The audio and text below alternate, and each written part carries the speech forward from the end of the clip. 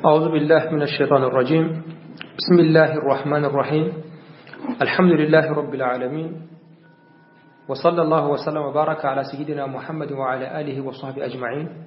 ربنا آتنا في الدنيا حسنة وفي الآخرة حسنة وقنا عذاب النار. ربنا لا تزغ قلوبنا بعد إذ هديتنا وهب لنا من لدنك رحمة إنك أنت الوهاب. اللهم صل على سيدنا محمد وعلى آل سيدنا محمد وسلم. أما المأسلامه، السلام عليكم ورحمة الله وبركاته. أم الله سبحانه وتعالى تمك على بركاته akan nema minu ni dante ala ka solli ke an kuntigi muhammadu ka ana dunkew bela jele anaka sahaban nu ani mamma yun no mene fokata sa qiyama duma ambe awfoni alislam ya ka foli assalamu alaikum warahmatullahi wabarakatuh. La melkela bela jele malikono malikoka ambe Allah subhanahu wa ta'ala dili ala kan kanda ala kan kunaja ala kan fara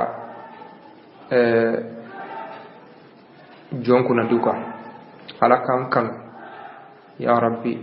ala ka heraki an ji an lahara ala kan kisi kan tan ji an lahara an ka bamba to ala ko hina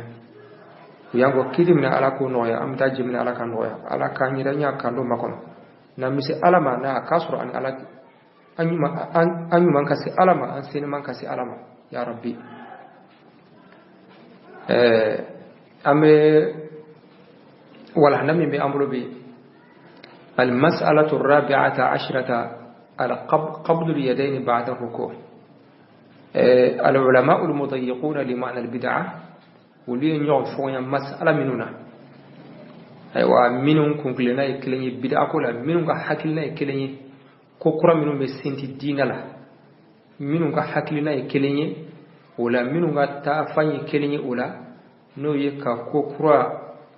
bela jelen ke bid'a ni qaida do ni o qaida do ni do kuma kitabu tigi ayolo de wasfu ka fo al ulama al mutayiquna liman bid'a sisa olu yere damba wo yenyo fo nya mas'ala minuna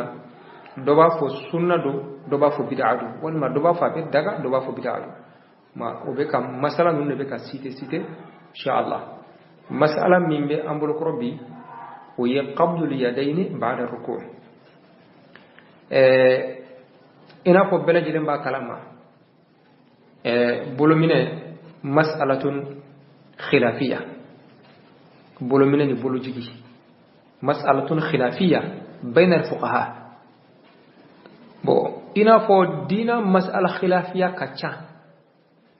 dina mas'ala khilafiyya kacha ala batu shite ko ambe ka minge ko khilafu taala seli mas'ala kelente كاتا depuis تكبيرة الإحرام حتى تكبيرة الإحرام فيها خلاف. تكبيرة الإحرام الله أكبر كتاب للسلامنا سلف فين فويتكو خلاف تمينا بين الفقهاء الأربعة وغيرهم من العلماء المعتبرين بهم سلف فين فويتكو خلاف تمينا أكما نيا ينمي كما تيرا كوتا كوري يكادو كوري دي وكوفي كورة دي بوكوفة نوتي حتى تكبيرة الإحرام عبارة وكوني وهي من فرائض الصلاة أكيتشو خلافه بالا كتاب نفوس سلامون خلافه بالا من نيا مسألة مسألة خلافية دون ما ينيون فوني على أيوة في القديم والحديث نيا يوتركو كدوري إكادو كفو كورة بونوفة من الله سبحانه وتعالى دليل على كدينا فمجوي من دي أنا وكما بولو من يعني بولو جيجي مسألة خلافية بين الفقهاء دوكو سنة دوكو مستحب أيوة دو يريا يركافو مكروه في الفرض بو نافلة لبيبه ما أولو كوني الحمد لله أولو فميرا مثلنا القبض بعد الركوع بو المضيقون لمن البدعة olu fancha olu be bo am sta olu be olu ka tasira mi o yeka fo bolo mine aw sunna do wal ma mustahabu do bo maintenant mais al qabd ba'da ruku ni itara katra kumir kumina ma ka wul kijo bo yali bi bolo mine wa wal mayti bolo mine bo al mudayyiquna liman al bid'a yeno yeno qabla mo yem muni fo ala kuma insha Allah amina andado urilagi bo niye a Sheikh Abdul Aziz Ibn Baz ويايرا كفا بيبي القبض بعد الركوع كبيبي ni wula ka kumir la mogomin bo bolo mine ma ni ibeta kumir la ibi bolo bla ni wula ki jo ko abe daga iki bolo mine ibn Baz ko de Muhammad ibn Usaymin alefana yala daga الشيخ صالح الفوزان alefana yala daga ulu yara ka ko mustahabudo mais الشيخ الألباني رحمه الله حكم عليه بأنها بدعة ضلالة محدثة في الدين عليها يركف بدعة الضلالة على كراكو إياكم ومحدثات الأمور فإن كل محدثة بدعة وكل بدعة ضلالة وكل ضلالة في النار وكما لا يبلغ من الكون دونك ألباني كم ما باكي كارو بيبك بدعة الضلالة لك في البنتيا من ما تسمع كيبك وبارد لك وكما ويوم مني مدفو akuma wude tafle faqad su'ila shaykh ado kuma ka jan amme ado ikhtisar uye ibn Baz minga an hukmi qabd al-yadayn wa irsalihima ba'da ar-rafu min ar-ruku' yali ni tarakum bil kumina la ni wulila kijo ibi boro mina de wa wal may bablade ibn Baz ko ako min sabatla ka fa alakira sallallahu alaihi wasallama uye akhmbe abulu mine na kumbe abulu mine na jolu ba abulu mine bo ko bolmine bo joli abse ka ke yani kata kumburuk menala abse ka ke aywa kumna ko fe ya donc ka abse ka ke wa donc na sabat la ka fa alak kuma bolmine o kuma ka abse ka ke qabla ruku abse ka ke ba'da ruku donc aba fla beta o kama aleko القبض بعد الركوع دو كابيبه ما يكما تشا مفو حديثا منون نانا بولو منكا ايونو سيته كان اكما كجا حكما اكو نعم اكو اكما لبنا اكو وبما ذكرناه تعلمون ان ارسال اليدين لا يقده في اسلام المسلم ولا في اكل ذبيحته لكنه مكروه ومخالف للسنة لا ينبغي فعله أكما لابنا بولو من أنا حديث لا يدفع donc أكما كجا أكما لابنا أكو أنفلق من فوسطا من الأحاديث إبادو كافوكو بولو من والما إبادو كافو بولو جيجي أتل دفودو سلاميكا سلاميرا كواتل دفودو سلاميكا سلاميرا et puis fana kafo kaka kantigel fende daga lala tiso digerma parce que kafriyate mais ko bolo jigi ko makruhudo awa ibn Baz ko de ko wa mukhalifu lis sunna ko be sunna fo nyonya la yambaghi fi'luhu ko mo mangake o ya daga famu yayi mais kama naqul mas'alatun khilafiyya awa don ma do fana raka ko bolu jigi huwa sunna o fana ka privu do nyona bela jele ni kaddalu imana dakara mo mina tano ka bare hakada min al ulama al mu'tabarin bihim من الفقهاء الأربعة إيمان الدا أو ممن يجاتو أنو في أبي سالما ممن كجون كرسالة تاجية كرسالة قالوا دونغ أول كجون نعم على كان شوري ما نعم أكما كمالا لني مية ابن باز لا يركافو ni tara kumber gumna ni wulla kijo ni mami ga tasire bulumine na ije bulumine aywa bashite ala كما أقول جواز دوم نايجا أمين نايجاتو نعم وما الشيخ محمد بن عثيمين رحمه الله ويالي فنان ينغا ابن عثيمين أقول أليكوني مين جيلندو ويكافو مين سنة أيوا كينين تغا بلا نيمان بولو سانفي بمعنى بولو مين تشوكو دونك حديثا من أنا لا بخاري كونو أنو حديثا نانا bakoni o hadisa en naje bolo be mina yoro mina o mafo akon fora di jole ha donc hokuma bolo ko nimbe mine jole parce que ako sel kala halaw bo har ni joli mafo hadisa la joli ma fala ka fo ala kira kuma bulu minna joli no ma fa hadisa la me ko ni seli ko to laje bolo be bla yoro mena seli ko to la o doni no ni iru kuila ni tara kumbe kumina la bolo be bla kumbe kum safe ni sigidendo bolo be bla woro safe ya ko ni be sugidi la bolo be bla duma o kuma na fara ko kira kuma bolo mine ko direct o kuma a joli no ko do bo ko ni joli na ja saka ke yani ki kumbe kumine ab saka ke kumbe kumina ko fe ko hadisa en ba bela jilenda awa donc ko hadisa ma bela jilenda o kuma kama ni mbayra ka fo ale fana yala daga ni mami mi bolo mine ika ta sunna e bolo mine ni tara rukuila ni wula ki jona ije sigi bolo mine na وسئل الشيخ صالح الفوزان حفظه الله عن السنة في اليدين بعد الركوع ويصال الفوزان فانا ينغا مسألة كلنا donc هل تسدل أم تقبل نما من ترى الركوع إلى كوري يلي بي بولو بلاد وا وبي بامي بوالكو كو min ko ni sunna ni jolendo ibi bolo mena ka bla disanfe ako difference te aywa kurkunye wal markuy ko fe donc ko dalu fana te mi bayra ka fo kumere kumene ko fi be joli minga o jocho ko difference be oni kume ka ko kumere kumene joli nye ko dalu tola maka be kire o may be minke yani fi kumere kumene joli la ni kumere kumene ka wuli bo kele ndeke abe kele difference to nyoje man ni Salih Fawzan man nunu mo saba awa ibn Baz ibn Buzaymin Salih Fawzan ulu be ayira ka fo sisa al'an aywa abebe وبالمقابل قال الشيخ الألباني ألفنا يكما تشام فوق الألباني يا إركافو كو القبض بعد الركوع كو بدعة ضلالة كو بدعة ضلالة كو باسكي حدثا من بينو نوبي بولو من فوق كافو بولو من بعد الركوع وتي أكون ya fam ala kiram make sahabo make ko har salafu salihun make ko har salafu salihun make ako minu be islamu ke nin hadisa min na bulu minala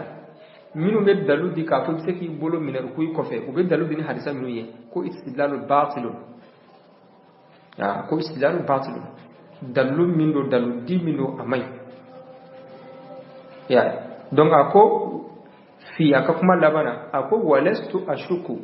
anna wada al yadayn ala as-sadr fi hadha al-qiyad bid'ah dalala donc uri mahall shahidi لانه لم يرد مطلقا في شيء من احاديث الصلاه وما اكثرها ولو كان له اصل لنقل الينا ولو عن طريق واحد ويؤيده ان احد من السلف لم يفعله ولا ذكره احد من ائمه الحديث فيما اعلم okmawri mahal shahidi albani ya ira ka ko bid'atu dalalado ko fil bantiya bid'atu fasigi hadisa ni yeseli nyafo o hadisa ka chako sobe o shima fo ka fo ala kira kuma bulu mine ba'da ruku wal ma ko mo kake nasro ko dalukum bala adalukum mena har na yasro aywa nasro dalukum bala har na ko kira kilenge dalu kilen kon mena me ko dalu taala bon salafu salana mo make ya donc ko bayra ka fo bid'a salama okuma nunu mo wasaba ya ira ka fo abedaka albani ya ira ka fo bid'a dalala ma nunu fa bon arfajuko ako fa hadhihi ara'un muta'arida ni haklina nunu ntse ka faranyo ga chushi al qabd ba'da ar-ruku' wani wulla ka bu kumurkum na ki bolo mina wal makabla kuma minu fora na sika fara jonka tasifuha ba'daha bi annahu min as-sunnah wa annahu al-qawl as-sahih wa anna al-irsala yukhalifu sarih as-sunnah wa yasifuhu ra'yun akhar bi annahu bid'atu dalalah wa anna istidlal al-mustahibbin lil-qabd istidlalun batil okma pasi kadaka do ya ira ka foko sunnadu ko ala kira ka sunnadu bu ko ka minere fana ko de ka kene ka blere ko ori be sunna fo nyoya contraire dore ba fo ka fo ko bidatu tarlal minu yaira ka fo ko mustahabu do ko ko kadda do mai dalu chene o ni dunya la jenni mbela jelen ka dalu hadisa minu nana bulu minala u be aye o bela jelen ka dalu hadisa de mais u ye nyon fo nya hadisa nu fasar sugoda ani hadisa nu be giriya nyoy u be bla nyoy chugoti kuma khilafu sabu yede kuma أقوى التشدد في هذه المسألة بدعوى الحرص على السنة دون مراعاة أسباب الخلاف يفضي إلى الحكم بالتبذيع المستحبين لقبض اليدين بعد الركوع. ما أقول أكما المسألة نعم يغنوني مهم التشدد كالمسألة نسان كافو أكما نبي هرسوك على نبي همين على كراك السنة أبليك لدي دون باوي نيون فوامين نكا سراتولا أكما سيزا كفلا دي بيني كورو فلا منو يرى كافو مستحبودو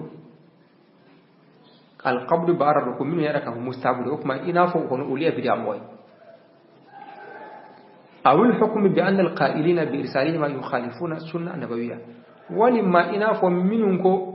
بلوك أبلا أكما أولياء على كراك السنة فونيا أكما تاسرف لدي إما يكادوك بدي أموي منو أبي منه ina fulu ya bid'a moye walma minun ko abibla ko kuma wuli ala kira ka sunna fo tasira flati ma ko wasawabu at-ta'addubu ma'al ulama min kai kallara bu kafra don bawka don kallara bu ikar don baw bunya wa tafahum asbab khilaf don baw yenyo fo yani sabu mi ka sabu fam ni ba don ika famu ni ta do ika ni ka do أسباب اختلاف الفقهاء أقول وينبغي ملاحظة أن العلماء الذين يجب مراعاة خلافهم منتشرون في طول البلاد الإسلامية وأرضها أقما كتارك وردنبا منو فنا نانكو إكالربو إكالدنبا وبنيا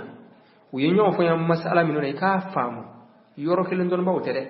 جامانا كلم دنبا وتري غربو كلم دنبا وتري ما أكثرهم وكاشان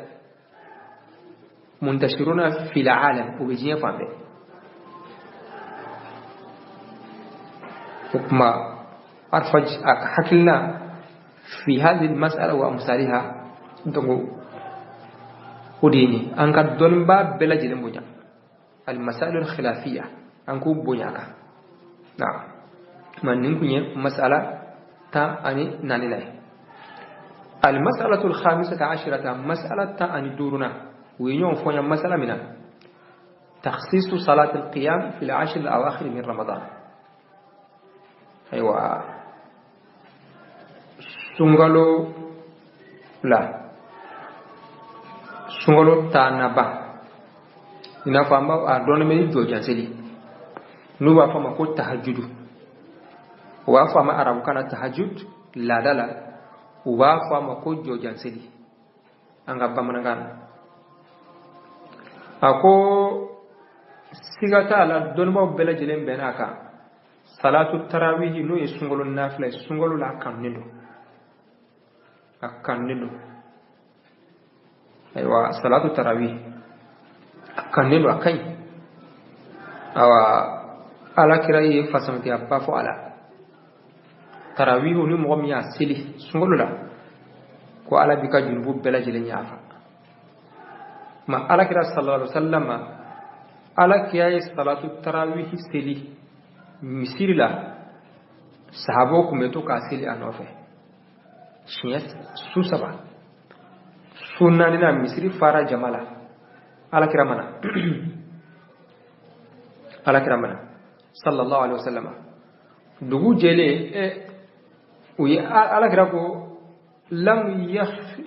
لم يخفى علي مكانكم اي مين غمورا كلام من سرنا دي نينا نسلني او ي اكننا كي فرد او كان او كان ديس او كان سلاكي وكما او امنا ما عمر بخليفه واتلا اتوراتي بباسليري ايوا ابو بكر خليفه لا اني عمر بخليفه يد من اكمتي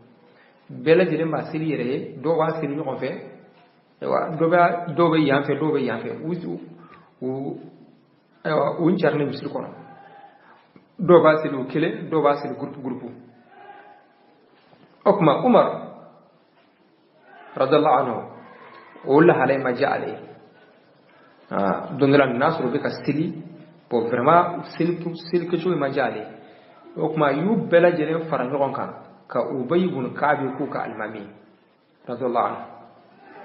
to Ubay ibn Ka'b ayuki almami mo bela jele misli ono so bi salatu tarawih seli jama'atan ina fo en place li jogomna dondala Umaru annana asru bika seli groupe bebe ñoko fe donc pour la ko ni'matul bid'atu hazi akoni bid'a yana dara ni bid'a mi ni bid'a kay akombe mo be suno ko fe be wulika seli o de kafsa aywa minu ba seli sukun folola to minu be suno folo akofe ko fe be wulika salatu tarawih seli o de baraji ka bokateme minu ba seli sukun foloka ya be ko na pepe bo okma ko tora ul halala salamu be seli ñoko fe jama de la soudam nela akuma ketene ama sulla be en France ni resela ka wuli kaminge bo o ko feta do na rayi ka fo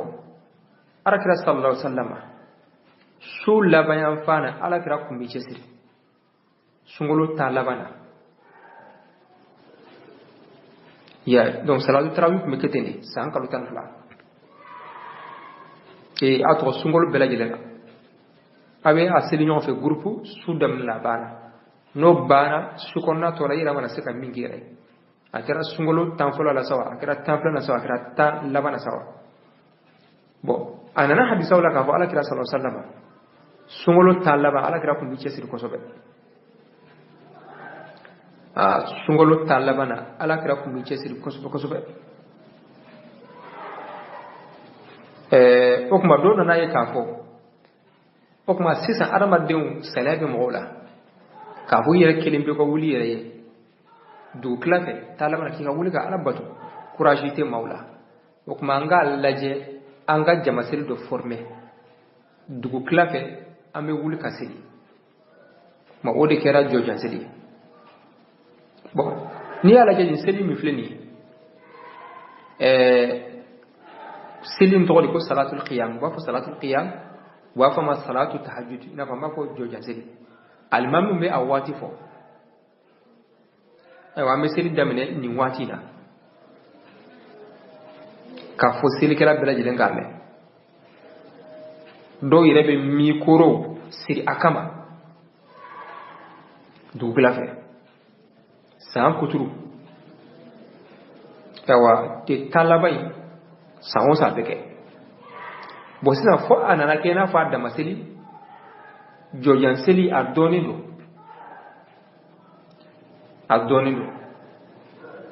sungulu mana sedra adonido minum baseli fo do ere fe ni mami masela bina fu sunna gelen bitoy jojan seli ni maseli abina fu sunna gelen bitoy ewa okma la shakka an hada muhdathun fi din to ne ko kura de dinala nin ke chugo ne afeka ga ke chugo mina donc ori bidai note aslu ko no sabat le no me ke chugo o be fen chamana aslu sabat le no me ke chugo ori bidai wala sati min hadi nabi sallallahu alaihi wasallam ala kira man ke chugo info parce que ala kira sallallahu alaihi wasallam ala kira kumba seli nya kelelu sahabo fana yakite sarafu salam yakite ala kira seli tum fana kumba seli sungolo talama no bucce seli mais ka fo groupe jama ina fam fla de chumina donc o kuntete bon o kuma nango sa bo sa salatu tahajjud mi amika afika ke chumina sa no jojo zela afika ke chumina sa ni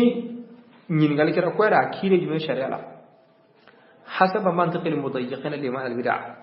mu'minun ngaye ye awa mu'minun kunklena kilenye bid'ah kula ma minun kai awa ye chuko ye kilenye bid'ah kula oluka tasira fe na fara kuni jojansele ka kire jumenye ma mise kafo la wajadna anna hadhihi salat khassata lam yaqum ay dalil mu'tabar ala mashru'iyyatiha bi khususiha nin selim yuflin na ba kalkin kichuina da dufu itala kafo ka kirengere ka kin kichuina hadisa ko nimbe no min bayra kafo ala kira sallallahu alaihi wasallam sungolo talaba ku chesri akmi chesri minge talabana atoke sungolo wati tola parce que avec talaba inyana maya abaka dukor mo kunu donc abika abaka tapisi ma bi chesri okuma dalumin ko nimbe joja selina oyeni sungolo talaba ala kira ko mi chesri akuma ka dukor mo kunu ubina flase mais su ko nyon ndala jaka seliwa ay aflege chugomna ay akontete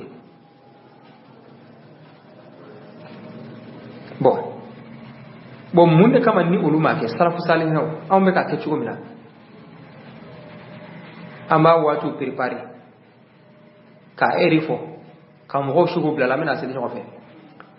sabu jme me ka ambla kelila kam ro encourager kula kanu alabatula o sabu kumbeyo salafu salihuna minun temana nulu make olu fana kum se kake kadawka olu kum se kake kadawka fendu man fana mu bala kelila aw me kake kumin kama o kum kumbeyo kambo encourager vous avez courage mo ba ikasika ichesiri talabana o sabu kumbe me o make mun fen sur la mun yu balakella foi kunte min yu balakella okuma law kana khairan la sabaquna ilay don hasaba mantiqil mudayyiqina lima bid'a akanga fo ko kuma salat tahajjud ko bid'a bi hadhihi kayfiyya na'am okuma wa ma'a dhalika kulli فلم يرى كثير من العلماء المضيقين لما بدأ بأسا من أداء تلك الصلاة المحدثة في كثير من المساجد ولا أظنه يخفى عليهم قول رسول الله صلى الله عليه وسلم صلوا كما رأيتم من أصلي ما ميأكو وبنا تودا منهم كنكلنا يكري بدأ أقولا ككوكرا بك بدأ نبدأ من فلين وباسي على بل دو يرى فلسطي كفاكي أبكي مسيري شامنا kasro ala kira dungo sallallahu alaihi wasallam sallu kama ra'aytum min usalli mana sele ke chugum na ya kete okuma ala kira sallallahu alaihi wasallam aleye sungolo talaba na kumi chesiri chugumina akele do kumisidi ma fana kan akaina fa ala kira ke chugumina donc salaf salih hono fana ake o ke chugo kelendira na okuma صلوا كما رأيتم يصلي وكرج مني وأن الصلاة وقتا وعددا وكيفية لابد أن تستند على النص الشرعي مقبول على كراب أي سلي إنافو أو بني مبكا سلي كتشوك من أي سلي كتي وكرج مني أكما سلي واتيو أجاتي حكيو سلي كتشوكو فاكسر كريبو ربالا كيف سلي كواتي منا ibake hakemina ibake choya mina faka sur prevu de bibulo hadisala wal maqra hakala mim awamim bimene ijtiharu tikalira ka hoyi ijo nyere kan janga fendo kiriye ke chodo kiriya la bo hadisa mafhumuna o bayra ka fo tebe ولا يقبل الاجتهاد البشري لإنشاء صلاة في وقت محدد وبكيفية محددة مبايرة كافو يرجو غير أو جيجا ngana sel model de créer wati dola ani kechugo dola ubayra kafu umanka parce que lianna salata hiya min a'zam al-ibadat at-tawqifiyya ala batu minuni yele ma manka dola sérieux donc me bena tawta hada al-muhdas malgré islamiyya josin durna lodo hukma al-mudayyiquna liman al-bid'ah mabashi ala Sheikh Muhammad bin Usaymin salatul qiyam no ye jojan sede wi ala nyin ga abi chugudi ako salatul qiyam ani salatul tarawih ko jumen bi ceya kat mo jumen ga esu ye kele mo bi wuti kele do ya nyin ga ako nyingal bama ko min flekan nyingal ke aleka famu yala salatul tarawih sungolon nafila ani jojan sede ko difference bu ñoje aka soalu ke sugo boyira mais akom me haqiqa irla difference tun ñoje sungolo nafla ni jojan sela bede kilenye ibe sungolo nafla miseli du soufe nafla do ba voilà donc soufe nafla do mais mo yere daga lada do dron ni seli min jenya ka kuntala jenya wa fu mako jojan seli min seli min kuntala ma jenya wa fu mako sungolo nafla o ye mo ka famu ya di lada mais sharia ka famuya ay wote sharia ka famuya ye ibe sufen nafla min siliwa no ye jojan awa hakata ato dukla be wuli kan nafla min sili ani su kun fala le nafla min sira be tarawih madam iba sili safu ko fe donc tarawih do abe kede kilahuma qiyamul layl abe sufe jodi mais ako mella dala ko min do no mo fe wa min be ka shu kun fola la o bo ke hakala min be ka shu la bana so bo de tinya o kuma mo ye u to bo nyona kan ge shu fe na fle kan ge jojan zede o ye mo de fe na mo bayra ka fo ale fe abebe a Sheikh Abdullah bin Jabrin ale fana ya ra ka fo sungolo talabana afse ka do fara sungolo nafla ka kace ya kosobe uya nyinga ko sungolo nafla la ashru awakhiru la sungolo talabana awa haramu makki al kaaba be fa misri be fa donc jamala uya nyinga odela ako bonni ni soja kodi ni mbayira ka fo adama dewu hera kaduye ala nyini kadi moye donc ako ni tamasi ñoy surtout yere talaba mi ni fleka ni ngal ke fasama dia bare forala ala be jonka hore tasmala abe jigiya ka fo talaba lailatul qadri bi ala lailatul qadri minna kafsa subakni parce ala kira ya yara ka fo akanyini kawa sungolo talabana ala kira ila sallallahu alaihi wasallam akume talaba en kirgani bara chamani ina fanyu har safu kateme hari ala kira kuma i'tikafu ke talaba na foka ta fatu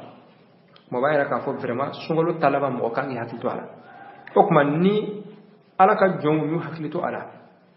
sungolo talaba na jama min bena hotena wati tola ko ye hera yo kai ma o bayra ka fo ale fana yi afiliste ka fo sungolo talaba mo ki hakito ala akai bon arfajuko fa in tasaalta an ra'yi okuma ni ele ran ngal ne ka hakilas salatul qiyam no ye jojan sedini akire jumenye bo mbe jabi min mba fo ala kira sallallahu alaihi wasallam ala kira ko ni sungolo talaba na ko mi cesri mi ke akun to ke wati wala ala kira ko mi sungolo talaba nyana maya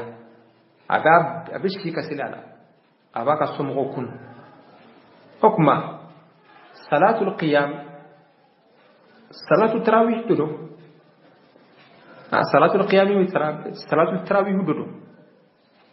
jojan seli abe jate tarawih de sungolo nafla parce que tarawih de iben nafla seli sungolo kofe awa ato safo kofe o bere to ko tarawih iben nafla seli bon akusina illa anna an-nasa akharuha aw akharu juz'an minha fi al-ashr awakhir ila nisf al-layl ibn nafla sili ok ma har sungulu talaba ibn nafla misal tarawih do mais c'est dans do kal lada olu be a bɛɛ bila ka taa su laban yan fana walima u b'a tila u bɛ dɔ kɛ su kunfɔlɔ la ka dɔ kɛ su laban yan fana o ye mɔgɔ ka laada ye donc a ko wa ta'khiru salati al-layli afdalu min tabkiriha sufɛ seli i bɛ nafila min seli sufɛ k'a bila ka su laban yan fan kɔnɔ o baraji ka bon ka tɛmɛ i ka seli su kunfɔlɔ la donc a ko fa hadhihi al-adilla mujtami'a takfi fi ithbati jawaz salat al-qiyam ala al-kayfiyyah al-ma'huda fi hadha az-zaman o kuma n'an ye o dalilu lajɛ k'a fɔ alakira sallallahu alaihi wasallam sunkalo ta laban na a kun bɛ cɛsiri kosɛbɛ alabatula o kuma i bɛ nafila min fana seli su laban yan fana o de baraji ka bon ka tɛmɛ i bɛ min seli wa su daminɛ la o kuma ko n'i ye adila ama in ta k'a lajɛ o b'a yira k'a fɔ salatu tahajjud a bɛ ka seli kɛ cogo min na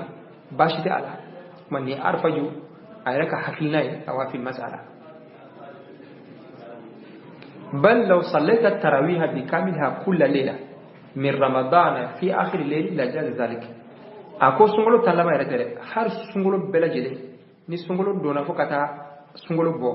ni bi ka tarawih bebla kata sulla bayan fana ibe wuli kasedi ko bebe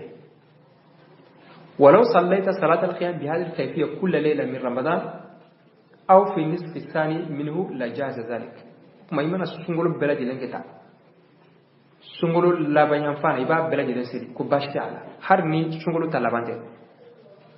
hari ni y'a sungolo mana don fo ka taa sungolo ban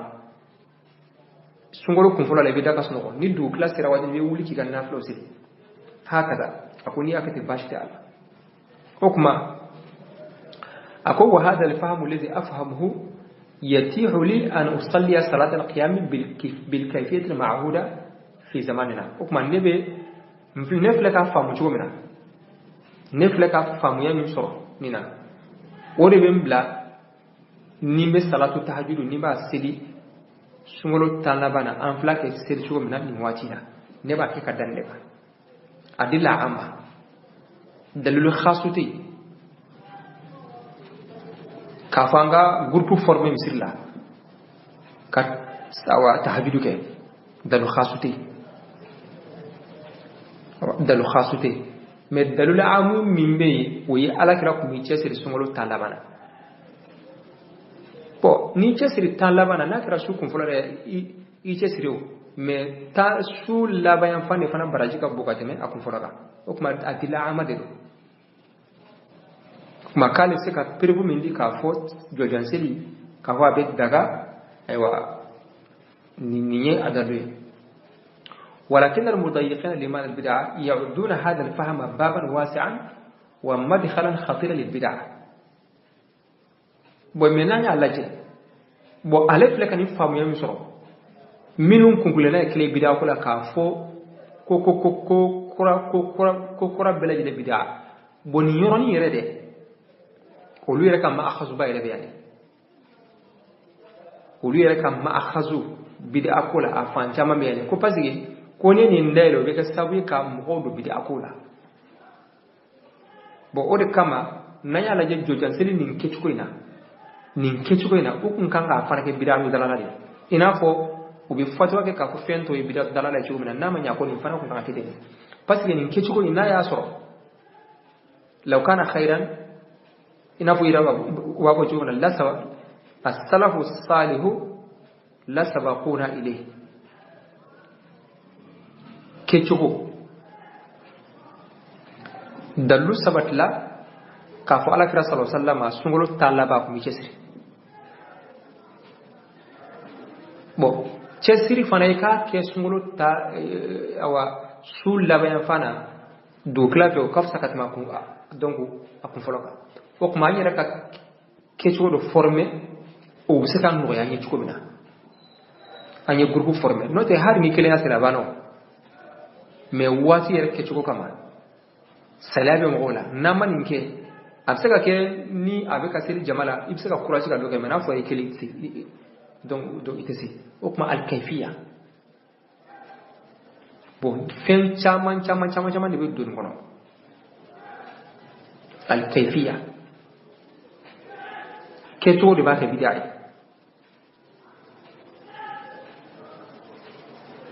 hukuma hari ante mana masala minuna musabaqat qur'an no abela jilbe dunne kono adila amaw de bala me kayfiya wala bid'a bene wala bid'a mayro bene ma ala kare su anga qur'ana kala anga qur'ana dursi o sabat leno me ala kare ma musabaqat ama kongur ke sabo nyoje kasura asabu kumbe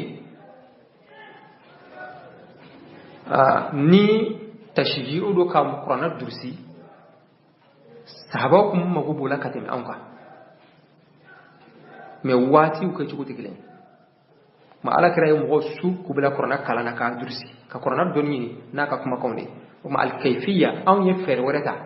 o kuma ay jonga ko nguru doke dem zone nyoje pour que qur'ana dursi courage ka dola qur'ana kala courage na dursi courage ka dola al kayfiyya wala do kecu bidai al asl sabit mais al kayfiyya bon al mawlid nafsu shay ala kira sallallahu alaihi wasallam ala kira ka bangili ala kira ye mayyazahu min bain al ayyam mayyazahu min bain al ayyam ala kira ko be sunte ndo uyani nga sabula ay sabu min fo adoye ko ale bangirande ndo ma ala kira kumbe do sun ka ala barkata bon na sura sun kunye ka ala barkata o kusa ke dongorew na kunye tarata sun na kunye araba sun ka ala barkata ala ta mine de ala kumba mine mais mun kama yawm lisn bizat rabt al hawadis bi azminatiha donc bayra ka fa ala kira ya yere bangi don kerker ni fendo hada sabidu bo o fen kayfiya ليس أمرا توقيفيا كألا كرا بانجلي كرا كرا فنوي ليس أمرا توقيفيا يفهم وكمان فين شما شما نبدون كرا مي المضيقون لما البدعة بوسولوكو بونانيو كدريبا يبدع دبنا يله بونو دو أنغنا دوتا كدوتا أنغا برتا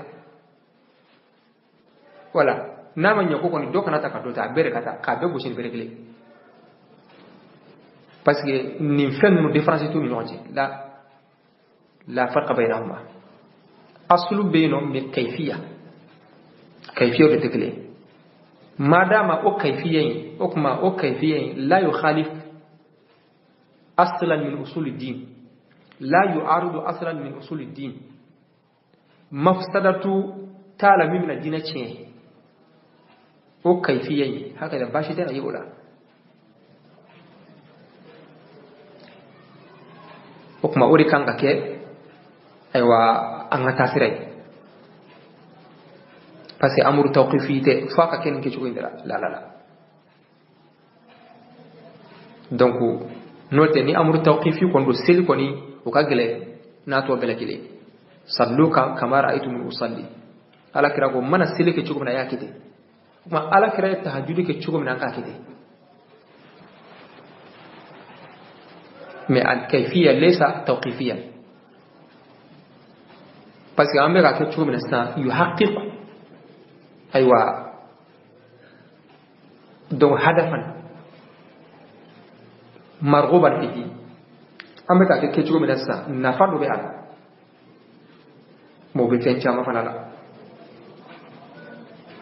ma be Allah subhanahu wa ta'ala didi ala kambe sabama ma be bitabla insha Allah harsa masala to be kofe wa ala kambe sabama ala dina fa mujugo mandi an ma ya rabbi subhanakallahumma wa bihamdik ashhadu an la ilaha illa anta astaghfiruka wa atubu ilaik اللهم إنا نسألك زيادة في الدين وبركة في العمر وصحة في الجسم وسعة في الرزق وتوبة قبل الموت وشهادة عند الموت ومغفرة بعد الموت وعفوا عند الحساب وأمانة من العذاب ونصيبا من الجنة وارزقنا النظر إلى وجهك الكريم اللهم صل على سيدنا محمد وعلى آل سيدنا محمد وسلم سبحان ربك رب العزة ما يصفون وسلام على المرسلين والحمد لله رب العالمين والسلام عليكم ورحمة الله وبركاته